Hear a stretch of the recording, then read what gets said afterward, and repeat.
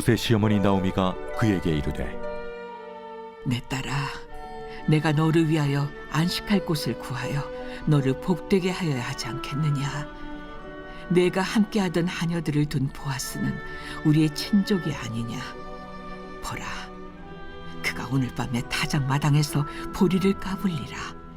그런즉 너는 목욕하고 기름을 바르고 의복을 입고 타작마당에 내려가서 그 사람이 먹고 마시기를 다 하기까지는 그에게 보이지 말고, 그가 누울 때 너는 그가 눕는 곳을 알았다가 들어가서 그의 발치 이불을 들고 거기 누우라.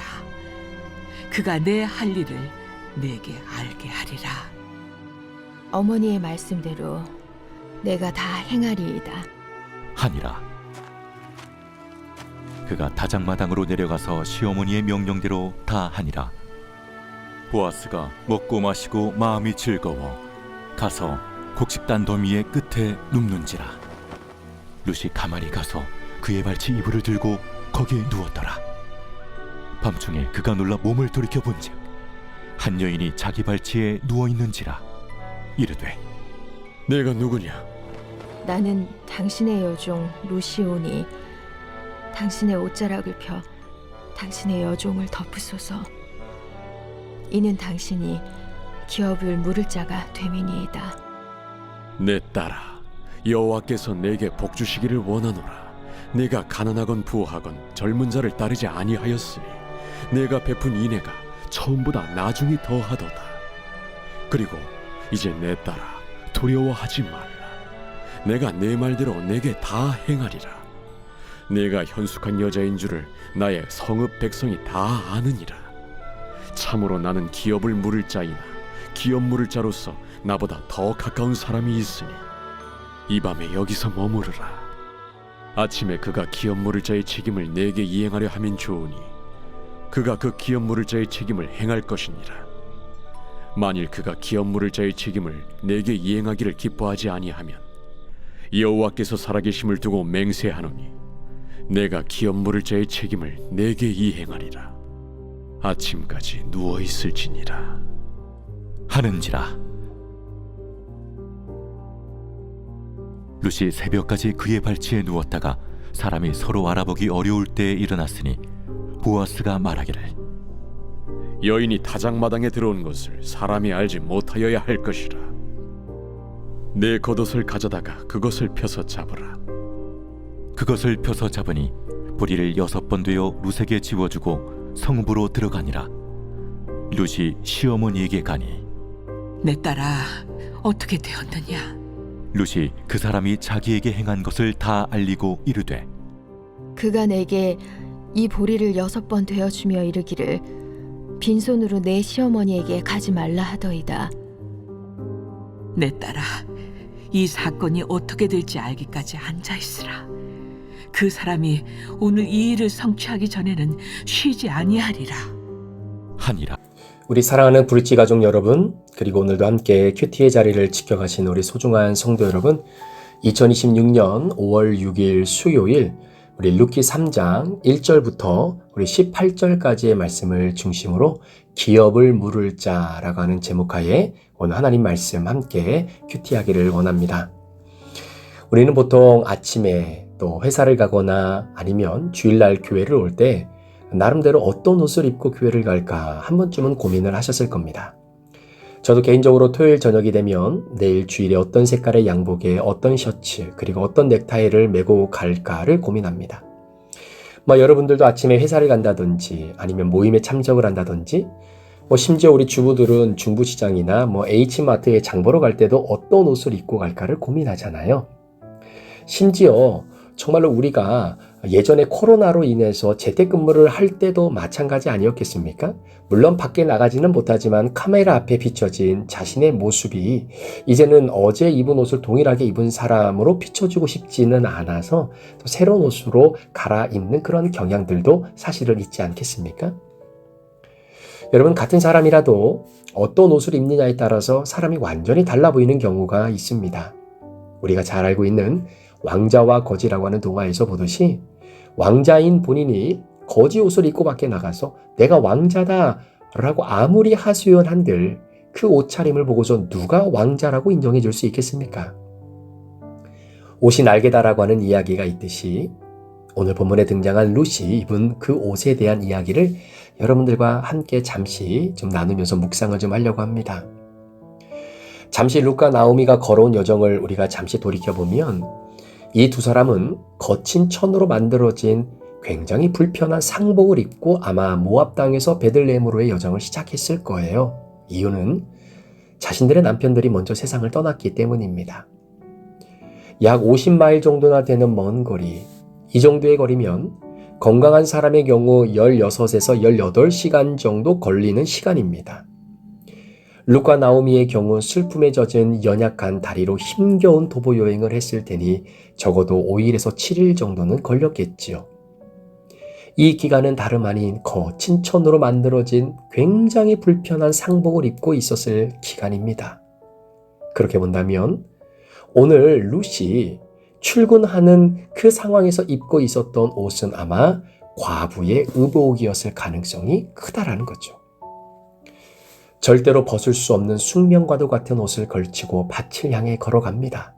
내일도 그 다음 날도 또 그 다음 날도 룻은 그 옷을 벗을 수 없습니다. 이런 룻의 모습과는 달리 왜 이렇게 베들레헴의 날씨는 너무나 화창하고 맑았는지요. 뿐만 아니라 베들레헴 땅에 늦은 비와 이른 비가 적절하게 내려줌으로 인해 보리 추수의 기쁨이 한층 더 고조가 되는 그런 시간이었습니다. 이제 보리단을 타작마당으로 옮겨 키질을 하고 까부를 때가 온 것이죠. 그렇게 좋은 아침 어느 날 여전히 과부의 옷을 입고 일을 나가려고 하는 그 룻을 이제는 시어머니 나오미가 붙잡습니다. 왠지 룻이 입고 있는 그 과부의 옷이 너무나 버거워 보였기 때문일까요? 옷은 버거워 보이기만 합니다. 나오미야 평생 크고 옷을 입는다 하여도 아쉬울 것이 없지요. 그러나 아리따운 룻이 줄곧 그 옷을 걸치고 살아가야 한다는 것이 나오미에게는 싫었습니다. 사랑하는 여러분, 과부의 옷은 무엇을 의미하는 것일까요? 그 당시에 그 안에 안식할 공간이 없다는 겁니다. 커다란 날개 아래 품어줄 보호자가 없다는 겁니다. 그래서 겉옷이 홀로 잠자리에 들어야 하는 바로 그 과부에게 덮는 이부자락 같은 것이었겠죠.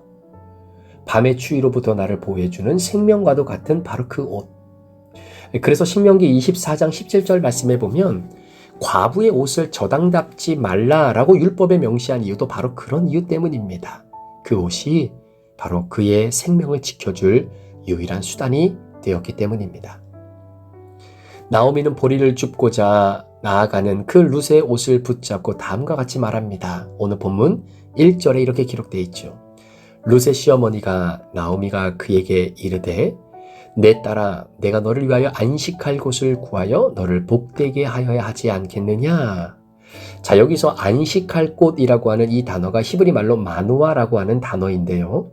자, 이 의미는 여인이 안정된 가정을 꾸리고 가장의 보호 속에서 살아가는 평안한 삶을 나타낼 때 바로 안식할 곳, 마누아 이렇게 이야기합니다. 여러분 이게 무슨 의미일까요?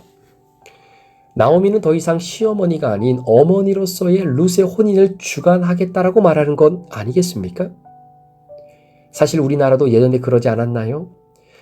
연애 결혼보다는 집안의 어른들끼리 알아서 준비해 놓으면 결혼하는 그날 저녁에 신랑 신부는 얼굴을 보고 신부는 신랑 얼굴을 봤다는 전설적인 이야기들도 있습니다.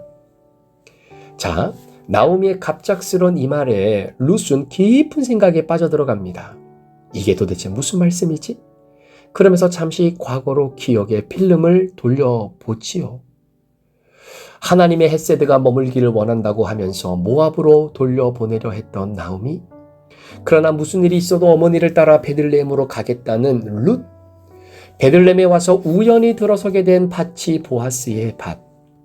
그 보아스가 룻을 보고 2장 12절에 고백했던 것처럼 여호와께서 내가 행한 일에 보답하시기를 원하며 이스라엘의 하나님께서 그의 날개 아래에 보호받으러 온 룻에게 온전한 상 주시기를 원한다라고 했던 그 말씀. 이 모든 것들을 종합한 룻은 순간 나오미의 상을 쳐다봅니다. 그의 눈을 바라봅니다. 도대체 시어머니 나오미가 어떻게 나를 위해 혼인을 주관하겠다는 것일까? 제가 룻이었다라고 해도 나오미의 말에 반신반의했을 겁니다. 자, 그러면서 오늘 본문 2절에 나오미의 말을 한번 들어보십시오. 내가 함께하던 하녀들을 둔 보아스는 우리의 친족이 아니냐. 보라, 그가 오늘 밤에 타작마당에서 보리를 까불리라 라고 이야기합니다. 지금까지 시어머니 나오미의 이야기와 그의 표정, 그리고 설레이고 있는 나오미의 모습을 종합해 봤을 때 순간 룻은요, 그가 오늘 밤에 타작마당에서 보리를 까불리라 라고 하는 말을 듣자마자 심장박동이 빨라지기 시작하는 겁니다. 밭에서 감히 쳐다보기조차 어려운 높은 어른 보아스를 나오미가 지목하면서 룻에게 혼인을 제안하고 있는 겁니다. 아니, 그분을 먼 발치에서만 보아도 감사하고 기쁜데 그런 보아스가 신랑이 될 것이라고 꿈이나 꿀 수 있었겠습니까? 놀란 기색을 감추지 못하고 있는 룻에게 나오미가 말합니다. 네가 함께하던 하녀들을 둔 보아스는 우리의 친족이 아니냐? 보라, 그가 오늘 밤에 타작마당에서 보리를 까불리라. 나오미는 오늘이 추수한 보리를 까불 수 있는 날이라는 정보를 미리 입수합니다. 참고로 유대 지역의 타작마당은 밭이 있는 평지보다 약간 높은 평평한 언덕 같은 곳에 마련되어 있어요. 그래야 바람이 높이 불어 타작이 쉽기 때문입니다. 왜 밤에 타작했을까요? 이유는 유대 지역은 낮에 원하지 않는 돌풍이 불어오긴 했기 때문에 타작하기에는 썩 좋은 조건이 아니었다라고 합니다. 대체적으로 저녁에 불어오는 부드러운 바람을 이용해서 보리를 까부르곤 했었습니다. 어떻게 보면 보리 타작을 통해 쭉정이와 알맹이를 분리하듯 나오미는 오늘이 보아스가 보석처럼 아름다운 알곡과도 같은 신부를 골라내는 날이 되리라고 확신을 했겠죠. 나오미는 자신이 꿈꾸었던 그 꿈을 생각할 때마다 흘러나오는 기쁨을 주체할 수 없었습니다. 나오미가 말합니다. 3절입니다. 그런즉 너는 목욕하고 기름을 바르고 의복을 입고 타작마당에 내려가서 그 사람이 먹고 마시기를 다 하기까지는 그에게 보이지 말고. 나오미가 룻에게 지시합니다. 이 명령에 룻은 너무나 놀란 나머지 손으로 자신의 입을 틀어막아 버렸겠지요. 아니 어머니, 지금 무슨 소리 하시는 겁니까? 자, 여기서 우리가 살펴보아야 할 나오미의 조언 중에 룻아, 너는 목욕을 하고 라고 하는 이 표현이 어떤 의미를 내포하고 있을까요? 물론 1차적으로는 몸을 깨끗이 씻는 의미, 그러나 룻기 전체 흐름을 가만히 본다면 어떻게 보면 네가 몸을 깨끗이 씻어야 된다, 목욕해야 된다라고 하는 이 의미는 조금 더 깊은 의도의 내면적인 의미가 있는 것 같아요.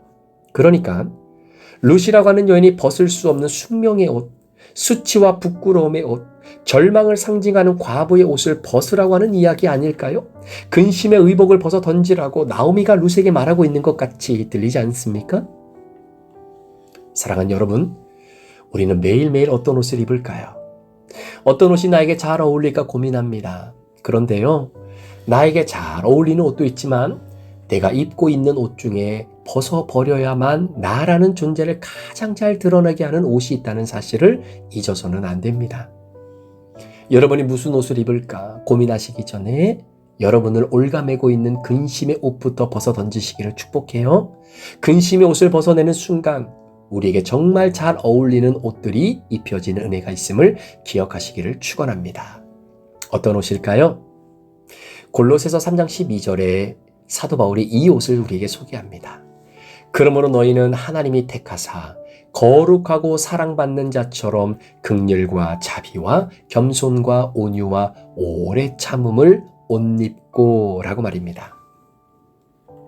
룻의 입장에서 나오미의 제안은 다소 부담스러웠습니다. 자, 오늘 본문 3절 4절 보십시오.